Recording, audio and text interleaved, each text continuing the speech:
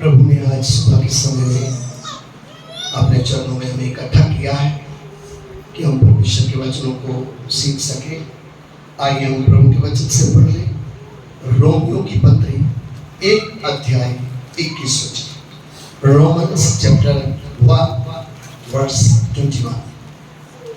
Romeo की पत्री उसका 1 अध्याय उसका 21 वचन।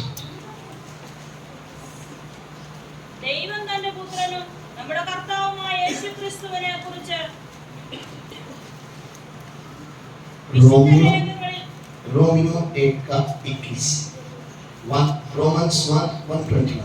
അവർ ദൈവത്തെ അറിഞ്ഞിട്ടും അവനെ ദൈവമെന്ന് ഓർത്ത് മഹത്വീകരിക്കുകയോ നന്ദി കാണിക്കുകയോ ചെയ്യാതെ തങ്ങളുടെ നിരൂപണങ്ങളിൽ വ്യർത്ഥരായി തീർന്നു. അവരുടെ വിവേകമില്ലാത്ത ഹൃദയം ഇരുണ്ടുപോയി. કારણ કે દેવને ઓળખીને તેઓ તેને દેવ તરીકે મહિમા આપ્યો નહીં અને તેનો આભાર માન્યો નહીં, પણ તેઓ મિથ્યા તર્ક વિતર્ક કર્યા અને તેઓના નિર્બુદ્ધિમાં અંધકારમય થયા.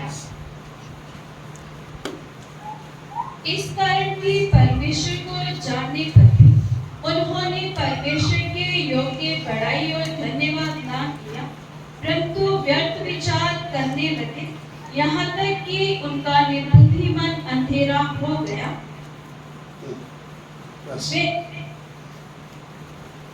इधर परमेश्वर के वचन में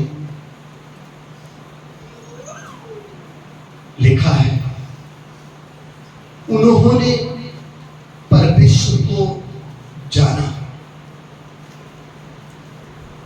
लेकिन तो भी परमेश्वर के योग्य उसकी बड़ाई और उसका धन्यवाद नहीं किया। जब हम प्रभु के वचनों को पढ़ते हैं, ये वचन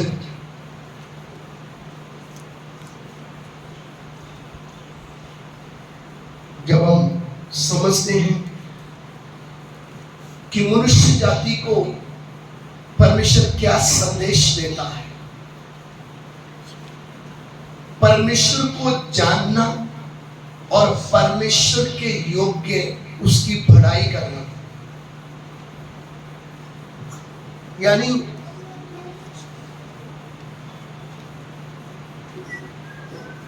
कितने लोग हैं जो परमेश्वर को जानते हैं, लेकिन उस परमेश्वर के योग्य उसकी बड़ाई करनी, उसकी इच्छा के अनुसार चलना, आज मनुष्य इस बात से अपने मन को कठोर करता है। मनुष्य चाहता है कि मैं परमेश्वर के साथ चलूं,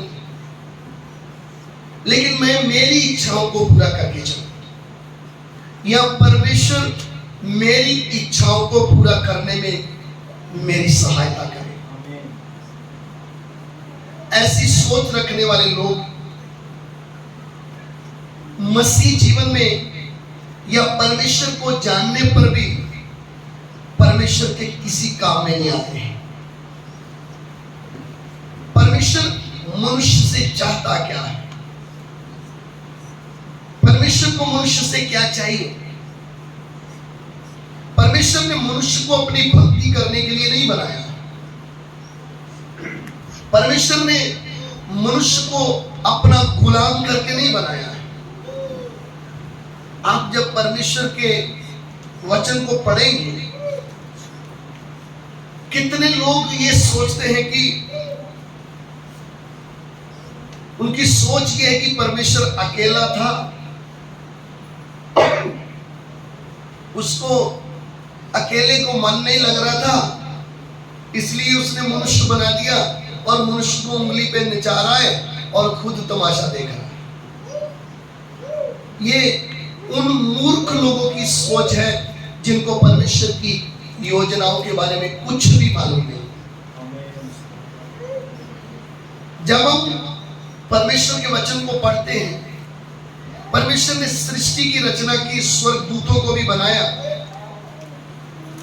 परमेश्वर के सिंहासन के सामने स्वर्गदूत पवित्रता के साथ अपने मुंह को ढांपते हुए, अपने पांव को ढांपते हुए, उड़ते उड़ते एक शब्द बोलते हैं, सेनाओं का यहोवा पवित्र है, पवित्र है, पवित्र है। ऐसी आराधना स्वर्गदूत परमेश्वर की कर रहे हैं, जिन स्वर्गदूतों के जीवन में बाल मानक भी कोई धूल या कोई पाप नहीं है, फिर भी सृष्टि की रचना करते समय, मनुष्य की रचना करते समय परमेश्वर ने मनुष्य को सबसे श्रेष्ठ करके, उत्तम करके बनाया। और परमेश्वर के वचन को आप पढ़े, परमेश्वर का वचन कहता, पहले मनुष्य को, पहली औरत को परमेश्वर ने अपने स्वरूप और अपनी समानता में बनाया। और परमेश्वर अदन की वाटिका में, जिसमें आदम रहता था, वचन में लिखा, ठंडे समय में वो उसमें क्या करता था? जलता था। जब इतने स्वर्गदूत हैं, तेरी आराधना एक डिसिप्लिन से हो रही है, परमेश्वर तू आदम के साथ क्यों? मैंने इसको मेरी आराधना के लिए नहीं, मेरा दोस्त करके बनाया। इसलिए वो स्थान, उस स्थान का गंभीरता कितना है, तो भी परमेश्वर के दर आदम के साथ, परमेश्वर ने आदम को एक रास्ता बताया, तुझे मेरे साथ चलना है, मेरे दिए हुए मार्ग पर क्या करना? चलना है।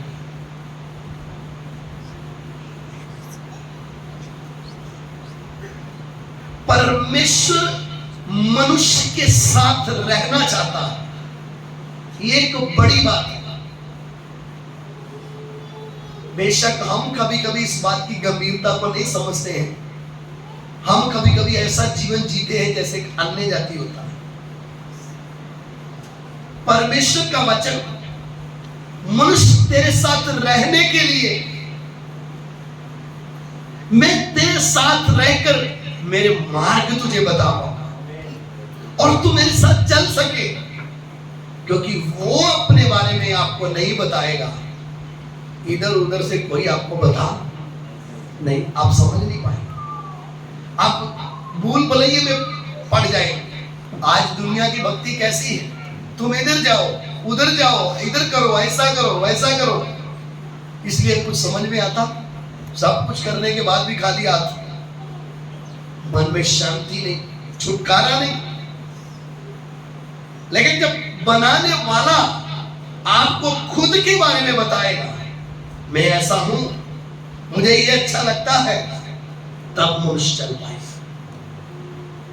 आदम को परमेश्वर ने अपनी भक्ति करने के लिए, अपनी आराधना करने के लिए, अपनी गुलामी करने के लिए नहीं बनाया।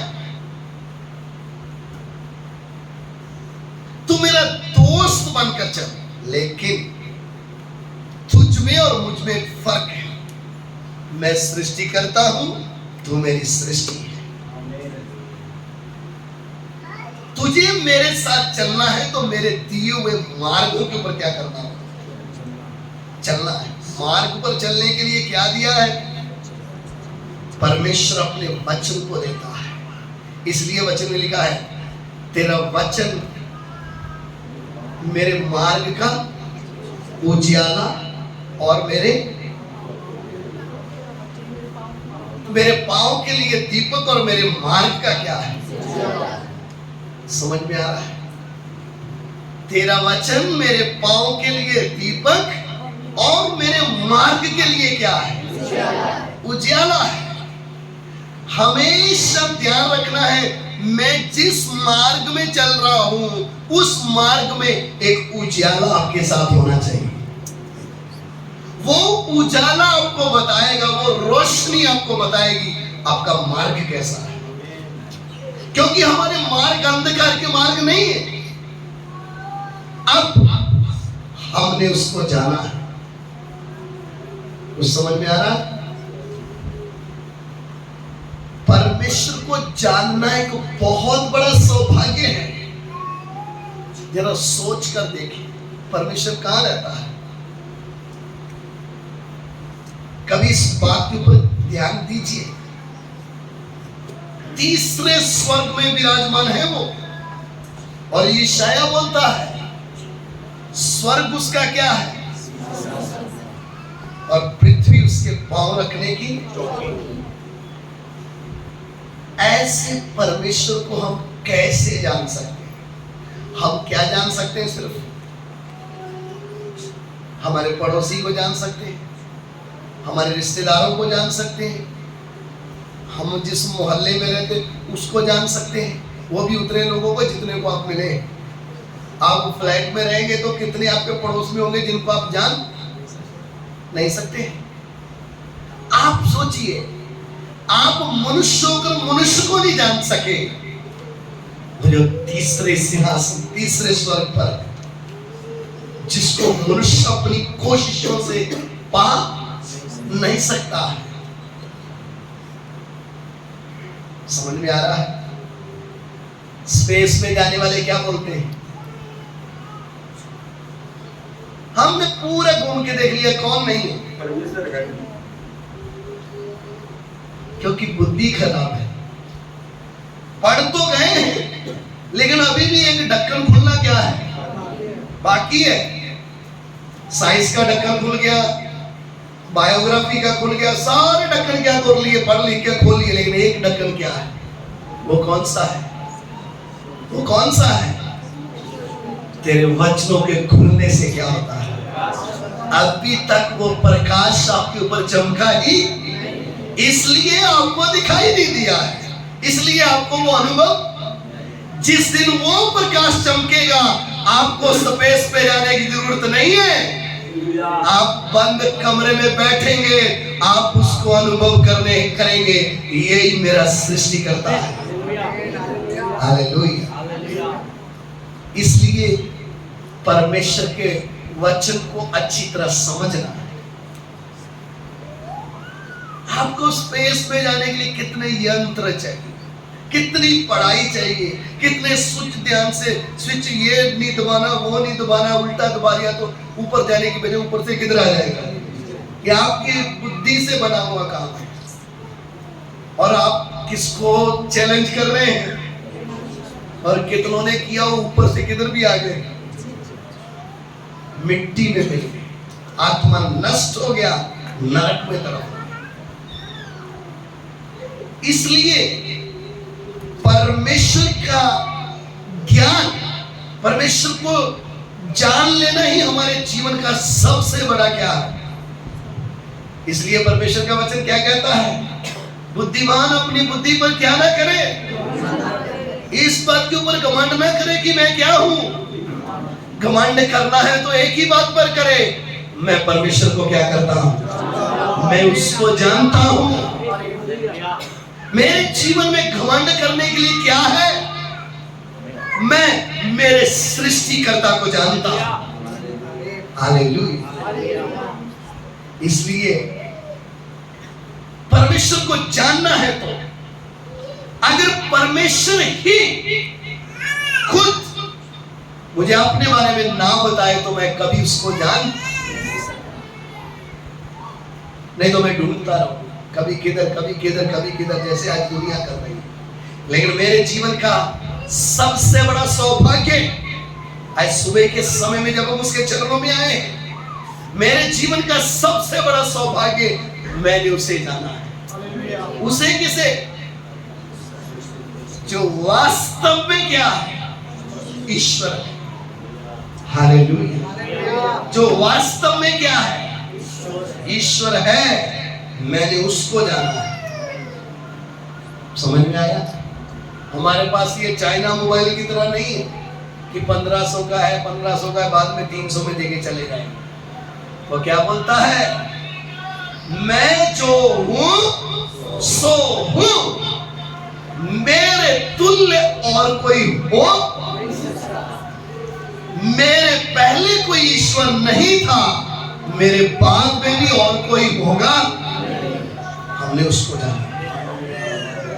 इसलिए आप इस बात के ऊपर क्या दें, ध्यान दें कि मेरे जीवन की सबसे बड़ी आशीष, खुश रहने वाली बात, गर्व घमंड करने वाली बात, मैं उसको क्या करता हूं, जानता हूं।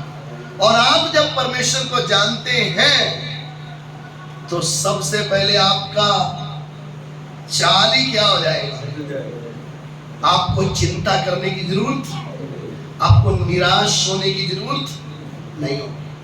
क्यों? आपको समझ में आएगा मैं जिसको जानता हूं वो है कौन।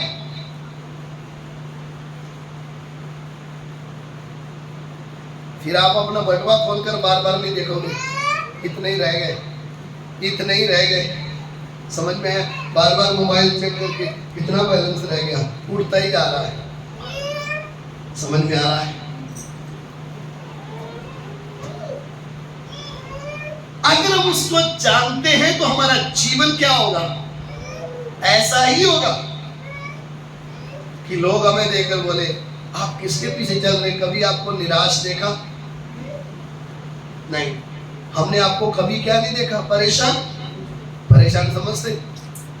जैसे दुनिया चिल्लाती है, रोती है, ऐसे हम क्या नहीं कर रहे। हमारे जीवन में दुख आते समय, कष्ट आते समय हम किधर देखते हैं? हमें मालूम है तेरी इच्छा के बिना कुछ भी होने वाला नहीं। क्यों?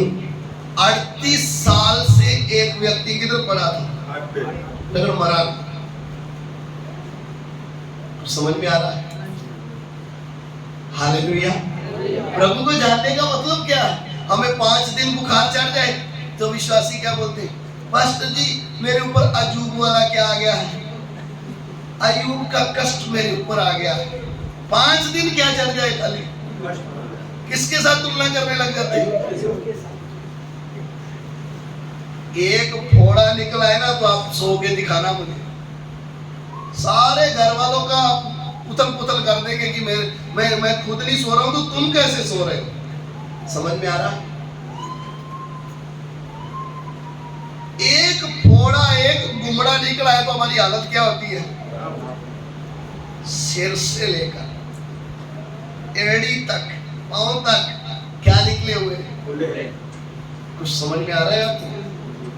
10 लाशें उसके सामने एक टाइम पे पड़ी थी और हम बोलते मेरे ऊपर कौन सा कष्ट आ गया। हमारा कुत्ता मर जाए ना तो हम रोने लग जाते हैं, बहुत सालों से पाला था, क्या करें। कुत्ता नहीं, बच्चे मर गए। वचन को आपने पढ़ा है, और जितने भी संदेश लेके आए सब हार्ट अटैक वाले संदेश। एक बात कर ही रहा था, वो सुन ही रहा था अयूब, दूसरा आ गया पेड़े गई, वो सुन ही रहा था, तीसरा आ गया ऊंट गए, चौथा आया गधे भी गए, सब कुछ गया, बच्चे भी गए। कुछ समझ में आ रहा है जी? क्या प्रार्थना थी अयूब की? करके देखना कभी ऐसी प्रार्थना। समझ में आया?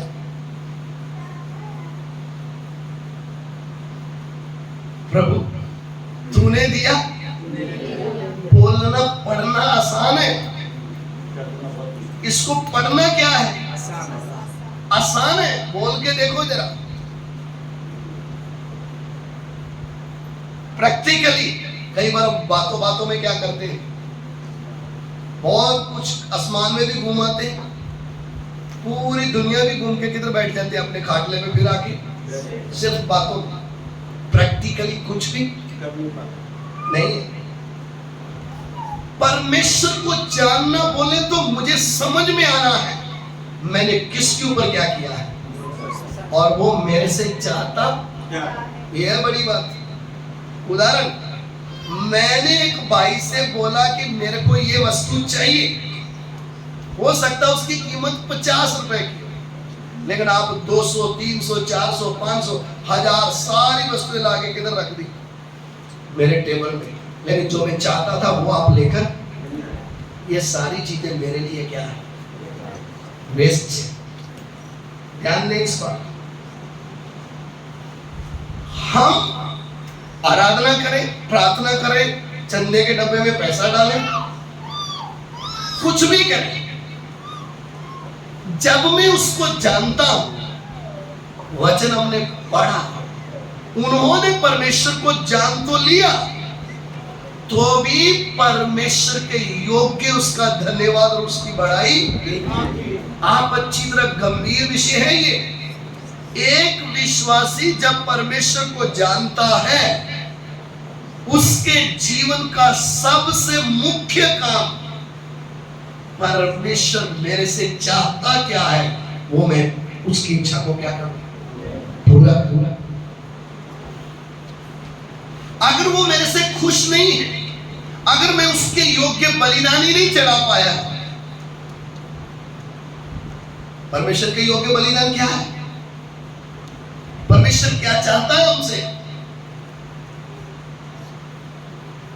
रोमियो की पत्री 12 अध्याय 1 और 2 वचन। സഹോദരന്മാരെ, ഞാൻ ദൈവത്തിന്റെ മനസ്സലിവ് ഓർപ്പിച്ച് നിങ്ങളെ പ്രബോധിപ്പിക്കുന്നത്, നിങ്ങൾ ബുദ്ധിയുള്ള ആലോചനയായി നിങ്ങളുടെ ശരീരങ്ങളെ ജീവനും വിശുദ്ധിയും ദൈവത്തിന് പ്രസാദമുള്ള യാഗമായി സമർപ്പിപ്പീൻ. ഈ ലോകത്തിന് അനുരൂപമാകാതെ നന്മയും പ്രസാദവും പൂർണ്ണതയുമുള്ള ദൈവഹിതം ഇന്നതെന്ന് തിരിച്ചറിയേണ്ടതിന് മനസ്സ് പുതുക്കി രൂപാന്തരപ്പെടുവീൻ. તેથી ભાઈઓ, હું તમને વિનંતી કરીને કહું છું કે દેવની દયા ખાતર તમે તમારા શરીરનું જીવતું, પવિત્ર તથા દેવને પસંદ પડે એવું અર્પણ કરો. એ તમારી બુદ્ધિપૂર્વક સેવા છે. આ જગતનું રૂપ તમે ધારા ના ધારો, પણ તમારા મનથી નજીકને યોગ તમે પૂર્ણ રીતે રૂપાંતર પામો, જેથી દેવની સારી તથા માન્ય તથા સંપૂર્ણ ઈચ્છા શી છે તે તમે પરખી શકો. इसलिए हे भाइयों, मैं तुमसे परमेश्वर की दया स्मरण दिलाकर विनती करता हूँ कि अपने शरीरों को जीवित और पवित्र और परमेश्वर को भावता हुआ बलिदान करके चढ़ाओ. यही तुम्हारी आत्मिक सेवा है. इस संसार के सदृश्य ना बने, परंतु तुम्हारे मन के नए हो जाने से तुम्हारा चाल चलन भी बदलता जाए, जिससे तुम परमेश्वर की भली और भावी और सिद्ध इच्छा अनुभव से मालूम करते रहो. परमेश्वर का वचन कहता है, परमेश्वर को भावता हुआ बलिदान चाहिए. समझ में आया? कौन सा बलिदान? बलिदान का विषय जाएगा तो एक लंबा चौड़ा विषय. इस्राएलियों को बोला गया था, मेरे घर में बलि कैसा लाना, मुंह उठा के कुछ भी नहीं लाना, जो चाहिए जिससे मैं प्रसन्न होऊंगा वो बलिदान कैसा होना चाहिए, उसमें कोई ज्ञानी होना चाहिए,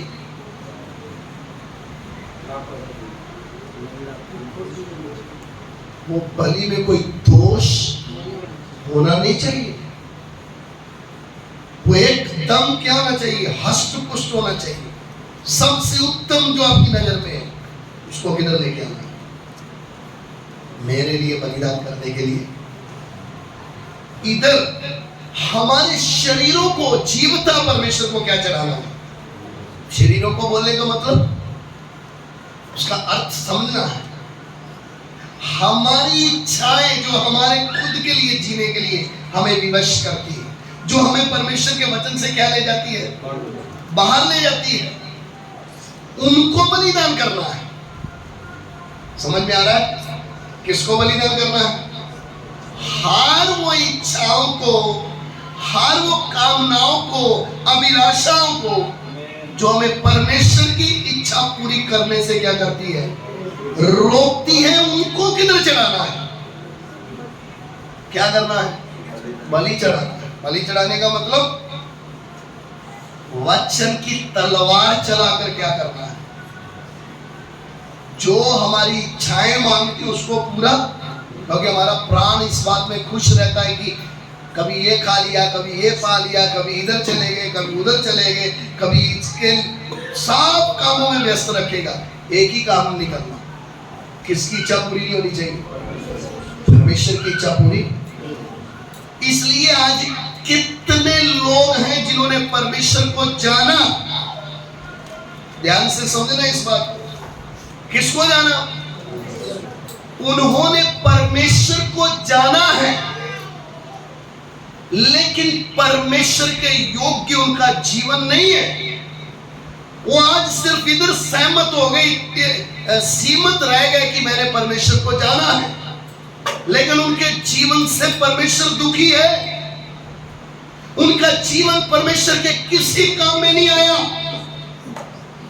परमेश्वर ने उनको गंदगी से निकाला, लेकिन परमेश्वर का वचन क्या कहता है?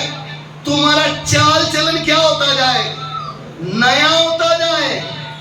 क्योंकि मसीह जीवन क्या है? मसीह जीवन की शुरुआती नई सृष्टि से है। अगर एक व्यक्ति प्रभु को जानने से पहले भी अंधकार में था और आज भी उसके जीवन में अंधकार के काम हैं, तो आप समझ लें परमेश्वर को आपने जाना है, लेकिन परमेश्वर के योग्य आपका जीवन नहीं है। आप चर्च में जा रहे हैं, वो सच है, लेकिन ध्यान रखें, चर्च में जाते हुए भी अगर आपका जीवन परमेश्वर की इच्छा के अनुसार नहीं है, तो परमेश्वर का वचन क्या कहता है? परमेश्वर का वचन क्या कहता है कि धर्म का मार्ग जानने से अच्छा था तू इसको ना जानता, क्योंकि तू सच्चाई की पहचान करने के बाद भी उसी मार्ग में, उसी जीवन में वापस चला गया। इसलिए तेरे लिए क्या कहावत है? कुत्ता अपनी उल्टी चाटने और नहलाई हुई सूरनी कीचड़ में फिर से लेटने के लिए चली गई।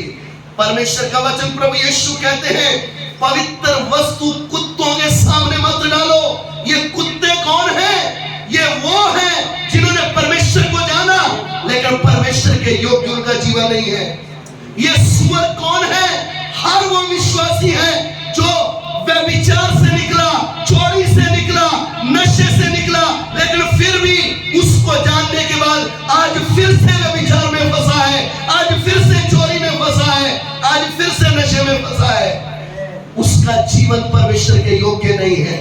परमेश्वर का वचन ऐसे व्यक्ति को बोलता है, हे सुअर, हे कुत्ते, तुझे विश्वासी का नाम दिया था, लेकिन तू कुत्ता बनकर उस उल्टी को चाटने के लिए चला गया। हे सुअरनी, हे सुअर, तू फिर से उसी कीचड़ में चला गया जिधर से यीशु मसीह ने अपने लहू से तुझे धोया था।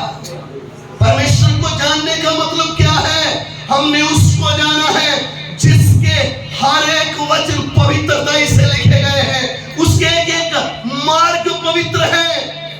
हमने कौन सा रास्ता अपना लिया? हमने परमेश्वर को जाना तो भी उसके योग्य बढ़ाई और उसका धन्यवाद नहीं किया। क्यों? हमने अपनी कामनाओं को, अपनी इच्छाओं को पूरा करने के लिए जीवन बताया। परमेश्वर का न्याय आने से पहले हमें अपने जीवन को सुधारना है।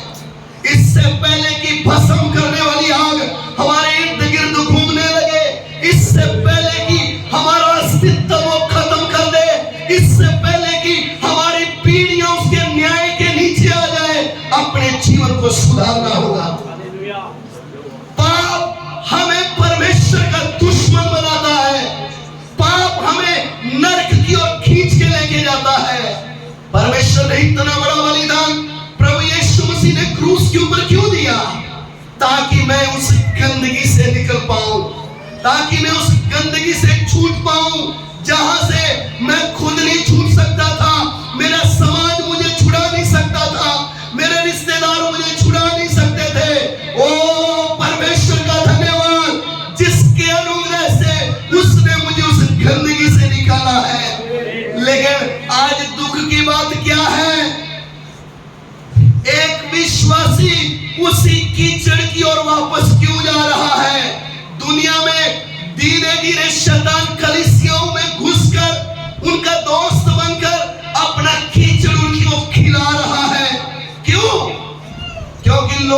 आज खराई का वचन नहीं चाहिए, लोगों को आज सत्य नहीं चाहिए, लोगों को मीठी मीठी बातें चाहिए, लोगों को सत्य उपदेश नहीं चाहिए। आज लोग किन बातों में लगे हुए हैं? प्रभु के पीछे भी चलना है, हमें अपनी मर्जी भी, अपनी इच्छाओं को भी पूरा करना है। इसलिए आज उन लोगों के जीवन से परमेश्वर दुखी है, उनके मन से आत्मिक शांति उड़ गई। आज वो लोग, उनकी दशा कैसी हो गई? वो आज बैठकर उनके जीवन में कोई आत्मिक तरक्की नहीं हुई, उन्नति नहीं है। वो सिर्फ एक नाम के विश्वासी रह गए। पवित्र आत्मा शोकित हो गया, परमेश्वर की इच्छा से हट गए। वो लोग आज आत्मिक जीवन में फेल होकर बैठ गए घर में।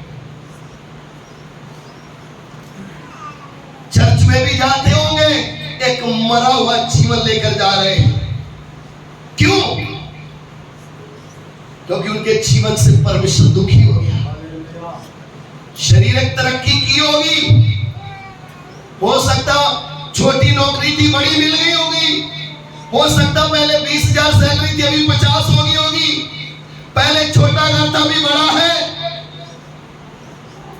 और भी तरक्की हो गई उनके जीवन में।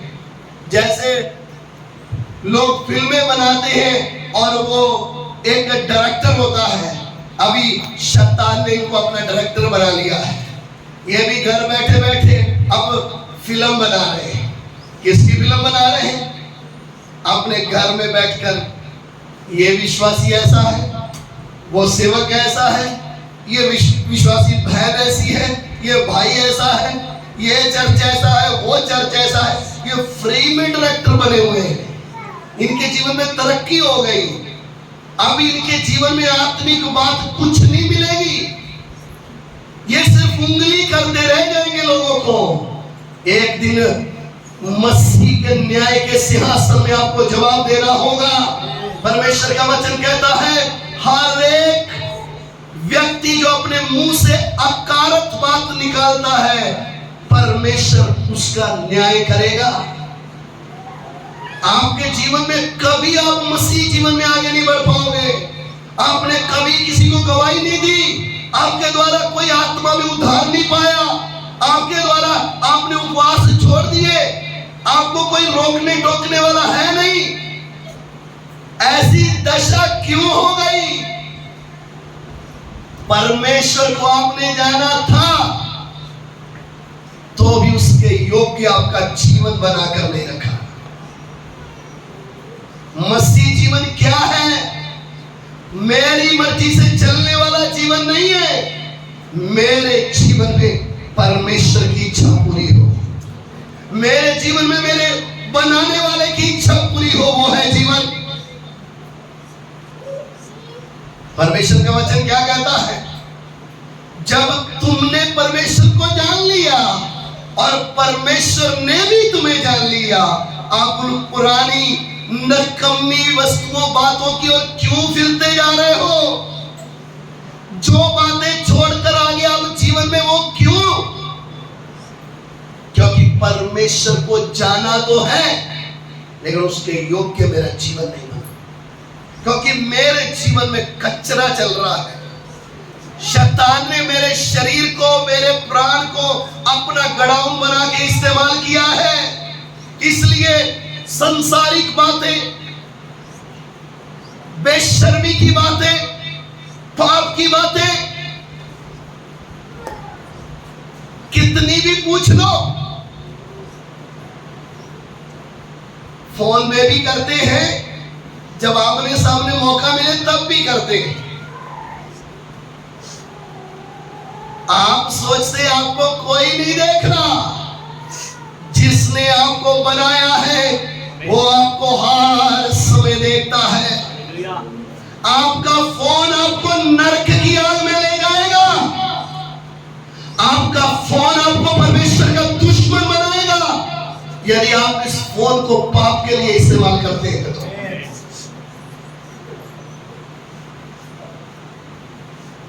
परमेश्वर का दंड आने से पहले अपने मन को फिराना है, परमेश्वर के सामने टूटना है और बोलना है, प्रभु मैं तुझे जानने के बाद भी कीचड़ की ओर गया था।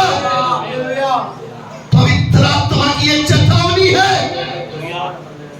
उन्होंने जाना लेकर परमेश्वर के योग्य उसकी बड़ाई ना की। हे विश्वासी, तुझे अपने पवित्र लहू से धोने के बाद तू कहां खड़ा है? यीशु मसीह के लहू की कीमत किधर है? तूने परमेश्वर के मंदिर को नाश किया तो परमेश्वर तेरा नाश करने के लिए तैयार खड़ा है।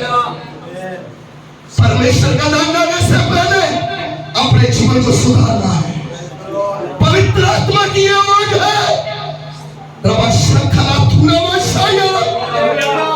परमेश्वर की आवाज है ये, अपने जीवन को सुधारो, न्याय आने वाला है, आप बर्बाद हो जाएंगे।